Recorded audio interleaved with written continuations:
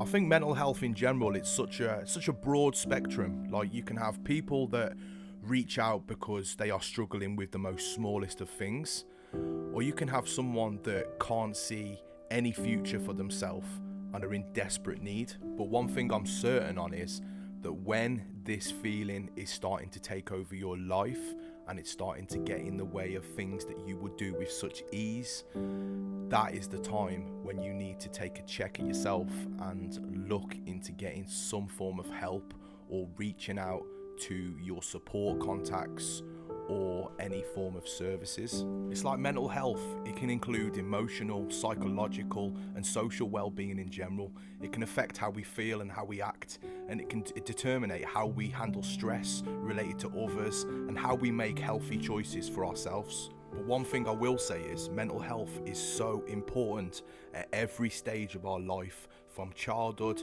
to adolescence, straight through to adulthood. It is so important. I think like often there's not a single sign, but it's more of like a combination of things. Like a mental health disorder, it can start as like a subtle change to a person's feelings or their thinking or their behavior. If they have like ongoing and significant changes, it could be a sign that they are developing a mental health disorder. So if something doesn't seem quite right, it's really important to have a conversation about getting help.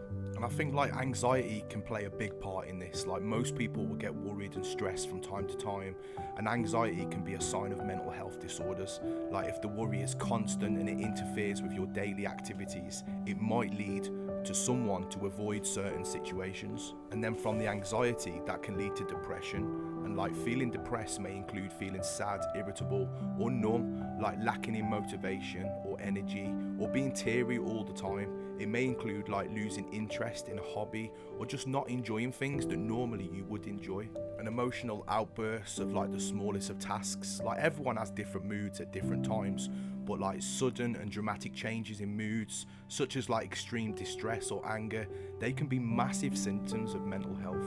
Another is like being more quiet or withdrawn than usual, like withdrawing from life, especially if there's like a major change from your usual personality. That can indicate a mental health disorder. Like, if a friend or loved one is isolating themselves, just refusing to join in social activities that normally they would be up for, that can be a big factor.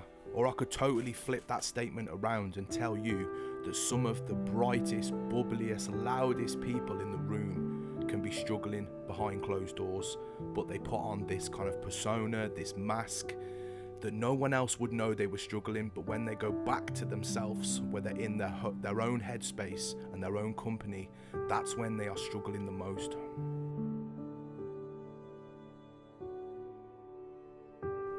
So if you've accessed support, but the support doesn't help, then just remember that different things can help different people. It's important to be open to a range of approaches and be committed to finding the right help, and continue to be hopeful even when some things don't work out. I'm very much aware of these big, long waiting lists, but be hopeful that there is light at the end of the tunnel, and eventually your time will come. Contact these services. Sometimes with these services, it's he who shouts the loudest. So if you don't feel have the motivation to be contacting these services, then get someone else in your support network to be your voice at that particular time. Like, a typical example of that with me and accessing services was like, I set aside one day a week, I think it was a Friday, one day a week, that I would pick up the phone and I would contact these services just to find where I was in the list. And these services, they would speak to me once a week, every week. They knew me by first name because I'd relentlessly called every single week. And eventually it went from, we can't tell you, we have no information to tell you where you are on the list. And after a couple of months of hearing from me once a week relentlessly, they eventually then told me how far I had to wait and how far I was up the list.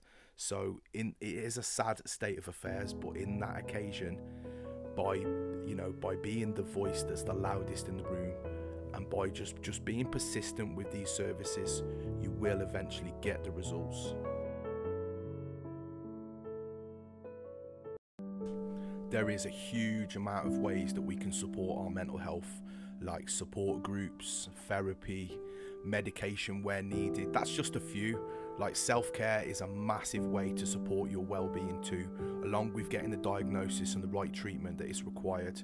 But remember, like, you can discuss your mental health with a professional such as a GP or a mental health professional. And once again, I know there is a long waiting list, but you know, there is light at the end of the tunnel with these things.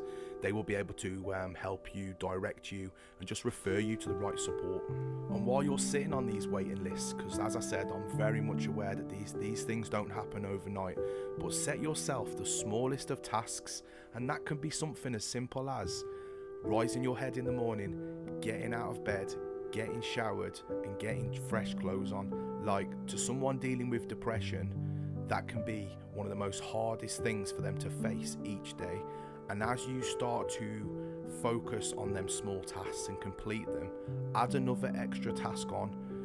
It can be something as simple as walking around a peaceful woodland, or somewhere that brings you calmness into your life, somewhere that helps you clear your head.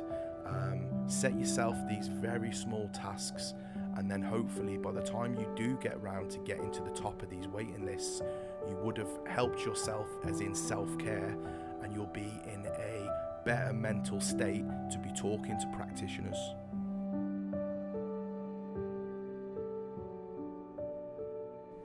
And finally, I just want to say, like, anyone out there that's dealing with mental health of any form that might be listening to this, might have stumbled across this, it sounds a bit cheesy, but I'm proud of you. I'm proud of you for acknowledging the fact that you've had quite a subtle change in your life and addressing it.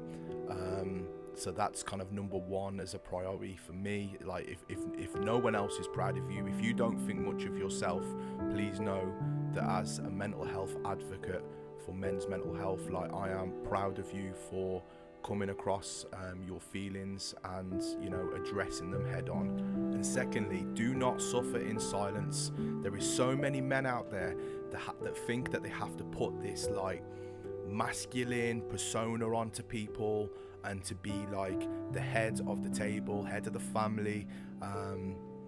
But take time for yourself. Self-care is so important, and be kind to yourself. You would not believe the amount of men out there that are suffering in silence, and as soon as you get talking to other people, you will start to relate to other people's emotions. No one can understand how you feel.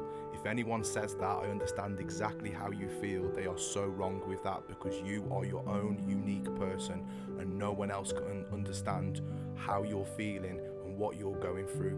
But believe me, there is other men out there that are willing to support you, willing to carry you, willing to help you throughout your daily life, and to help you set them small targets that I've mentioned previously. So if you're out there and you feel that you can relate to anything that I've said throughout this video, pick up your phone. If you don't want to call someone, pick up your phone, send a text message to someone that you know you can confide in, and tell them that you're struggling. That is the first part of identifying that you've got some form of mental health that needs addressing. Take care out there, guys.